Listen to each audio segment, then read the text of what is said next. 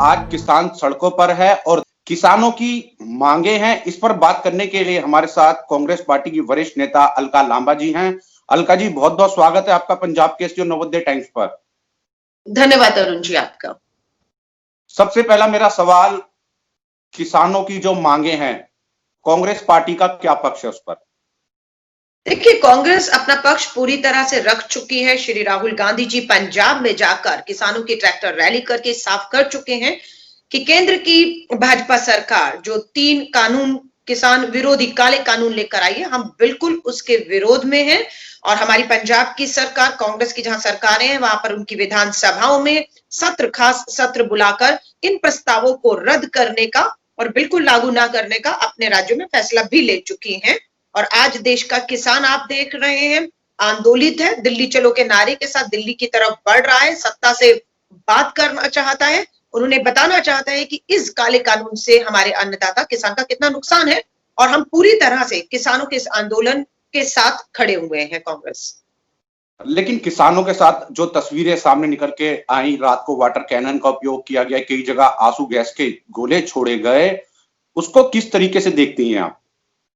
देखिए, बहुत ही दुर्भाग्यपूर्ण है कि लोकतंत्र के अंदर तहत जो है, खासतौर से जब आप जवान और किसानों की बात करते हैं तब आपको उन्हें सुनना ही होगा। लेकिन तानाशाह तरीकों से, आपको याद होगा तालेबंदी पूरा कोरोना काल में जब पूरा देश बंद था, लॉकडाउन था, उस समय जून में ये सरकार चोर दरवाजे से अध्यादेश के माध्यम से ये 3 काले कानून किसानों से जुड़े लेकर आ गई, जिसकी कहीं कोई चर्चा नहीं। इवन भाजपा ने अपने सहयोगी दलों से भी इस पे चर्चा करना, बात करना जरूरी नहीं समझा और अध्यादेश के जो रास्ते से ये कानून लेकर आई। और जब पार्लियामेंट का सत्र हुआ तो कोरोना काल का बहाना लगा के सत्र में चर्चा भी नहीं होने दी और इन बिल को एक तरफा पास करके देश के किसानों के ऊपर, अन्नदाताओं के ऊपर थोप दिया गया है।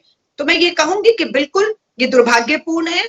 आज किसानों को जो है इन्हें सुनना चाहिए। देश के प्रधानमंत्री जी को अपने सब काम छोड़कर, हमें तो यहां तक पता लगा है कि देश के प्रधानमंत्री, गृह मंत्री जो हमारा हैदराबाद में जो नगर निगम के चुनावों के प्रचार में जा रहे हैं, तो मुझे लगता है उनकी प्राथमिकताएं क्या हैं, ये उन्हें देखना होगा। आज प्राथमिकता देश का वो किसान जिसने आपकी जीडीपी, आपकी अर्थव्यवस्था जब डूब रही थी, मात्र कृषि एक क्षेत्र था जिसने आपकी अर्थव्यवस्था, जीडीपी को एक पीछे से ताकत दी और वो एक प्लस में रहा।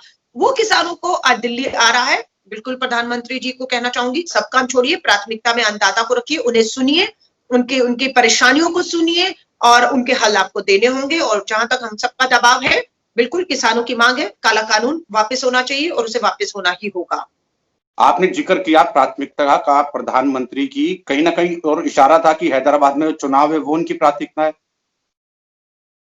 नहीं, बिल्कुल उनकी प्राथमिकताओं पर हमेशा चुनाव ही रहा है। कभी बिहार का चुनाव, अब बंगाल का चुनाव, फिर आंध्रा का चुनाव। मैं ये नहीं कह रही, उनका राजनीतिक दल है, जेपी नड्डा जी भाजपा के राष्ट्रीय अध्यक्ष हैं, बिल्कुल चुनाव में जाए। लेकिन देश की सरकार जब सारे काम छोड़कर, अपनी जिम्मेदारियां छोड़कर, आप समझ रहे हैं, निर्मला सीतारमण जी देश की हमारी फाइनेंस मंत्री हैं, वो सब काम छोड़ के बिहार के घोषणा पत्र में भाजपा में के दावा कर रही थी कि हम कोरोना की मुफ्त दवाई देंगे, जिस दवाई का अभी तक कुछ अता पता नहीं है कब आएगी, कैसे आएगी। सो मैं ये कह रही हूँ, अब स्मृति ईरानी जी, देश में महिलाओं को आप देखेंगे कितने ज्यादा उनके साथ जो है अत्याचार, बलात्कार, हत्याएं हो रही हैं, वो उस पर एक लाइन नहीं कहती, वो बंगाल में जाकर जो है प्रेस वार्ता करती है। गृह मंत्री बंगाल, हैदराबाद घूमते हैं। देश के प्रधानमंत्री जी एक नया शगुफा ले आते हैं, 1 नेशन 1 इलेक्शन, यानी कि इनके लिए प्राथमिकताएं एक के बाद एक जो है चुनाव जीतना है। चुनाव जिन मुद्दों पर जीतते हैं, जिन घोषणा पत्र भी जीतते हैं, उसके ऊपर इनका कतई भी ध्यान नहीं है। आपने जिक्र किया कि जब किसानों को लेकर चर्चा हो रही थी, बिलों को लेकर, और जब संसद में आया गया तो हरसिमरत कौर जो बादल हैं उन्होंने इस्तीफा दे दिया। नहीं, देखिए, उन्होंने किसानों के दबाव में इस्तीफा दिया और किसानों के सामने उन्हें ही नहीं, देश की सरकार को भी झुकना होगा। यही हरसिमरत कौर बादल जो है पूरा का पूरा जो है एनडीए का हिस्सा रहे। जब जून में अध्यादेश लाया गया कैबिनेट में, वो कैबिनेट की एक सदस्य है थी उस समय उन्होंने उसका बिल्कुल विरोध नहीं किया, समर्थन कर दिया। जब वो कानून बनकर आया, कांग्रेस सड़कों पर उतरी, किसान सड़कों पर उतरा, तब उन्हें समझ आया कि लेने के देने पड़ सकते हैं। अपनी राजनीतिक जमीन, पृष्ठभूमि को बचाने के लिए उन्होंने एनडीए से अपने आप को अलग किया है। वरना उम्मीद थी कि जून में उन्हें ये फैसला लेना चाहिए था, लेकिन अभी तक वो देख रहे हैं राहुल गांधी जी दिल्ली से पंजाब जाकर किसानों की ट्रैक्टर रैलीज करते हैं, लेकिन वहीं दूसरी ओर आपको ये खाना पूर्ति मात्र करते हुए दिख रहे हैं। आपने राहुल गांधी का जिक्र किया, लगातार उन्होंने ट्रैक्टर रैली की, पंजाब की बात करें, हरियाणा की बात करें, लेकिन कोई दबाव तो कुछ नहीं बढ़ा, सरकार तो अभी तक कायम है इस पर।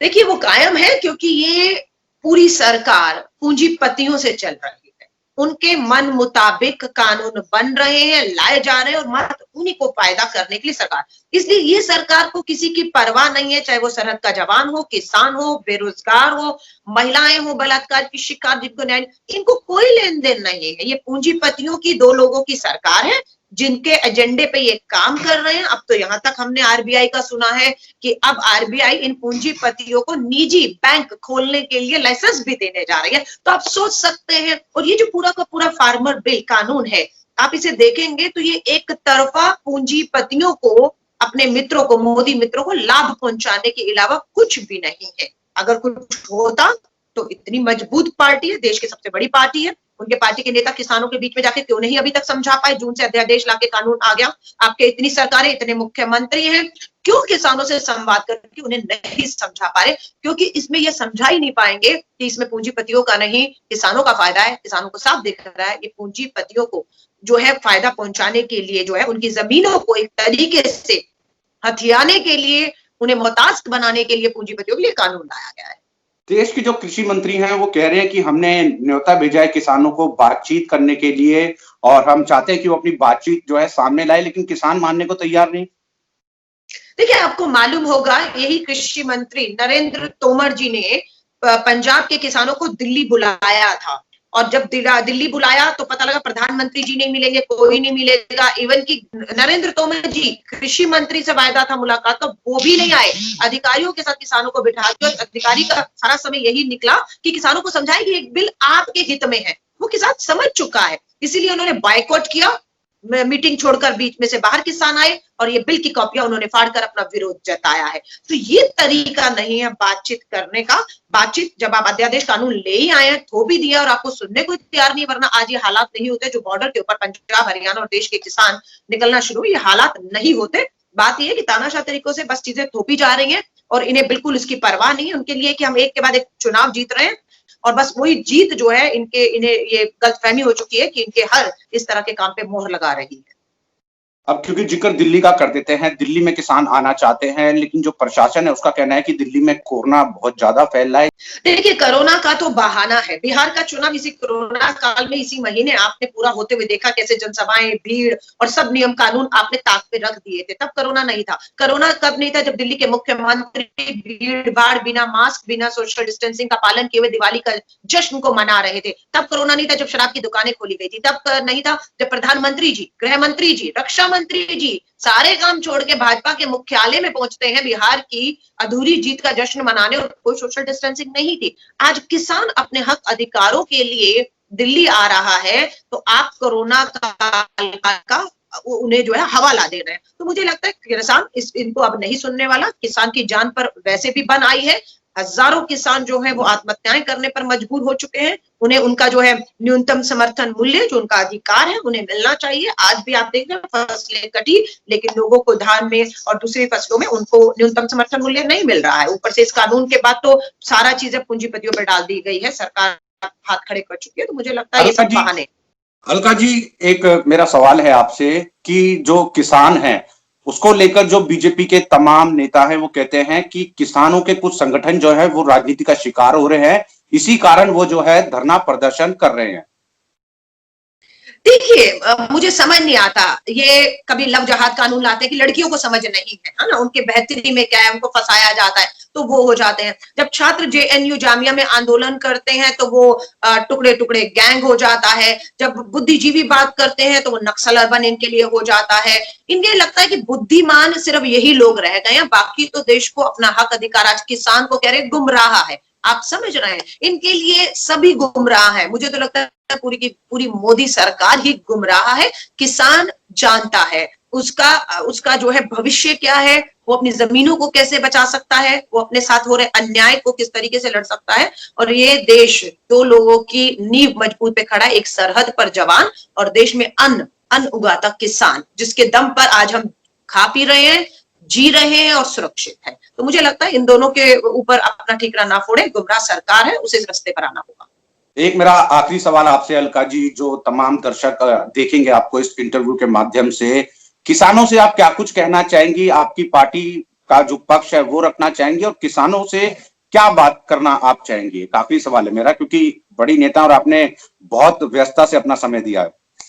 देखिए, मैं किसानों से हाथ जोड़कर यही अपील करना चाहूंगी कि पूरी की पूरी देश की कांग्रेस कहें, दिल्ली आपके साथ ताकत बनकर खड़ी है। इस पूरे आंदोलन को किसी तरह हिंसक बनाने की कोशिश विरोधियों द्वारा हो सकती है। आपको उससे बिल्कुल बचना है। बिल्कुल दिल्ली में आपका स्वागत है। आपकी एक-एक मांग के साथ हम खड़े हुए हैं कि हम देश की तानाशाह सरकार से इस जंग को लड़ेंगे ही नहीं, हम जीतेंगे भी और जीत देश के किसान अन्नदाता की होगी, विश्वास है। और हमें एक रहकर जो है बिना भटके, मैं कहूंगी बिना हिंसक हुए, गांधीवादी तौर तरीकों से इस आंदोलन को आगे ले जाना है और अपना मकसद में हम सबको कामयाब करना है। मेरी शुभकामना देश के किसान, देश के अन्नदाताओं के साथ है। बहुत बहुत शुक्रिया अलका लांबा जी, आपने अपना कीमती समय दिया और बताया कि कांग्रेस पार्टी का क्या पक्ष है किसान की मांगों को लेकर, और किसान के साथ हमेशा आप लोगों का कहना है कि साथ खड़े हुए हैं। बहुत बहुत धन्यवाद, आपने कीमती समय निकाला और उम्मीद करेंगे आगे भी आप ऐसी कीमती समय निकालती रहेंगी। जी, बहुत बहुत धन्यवाद।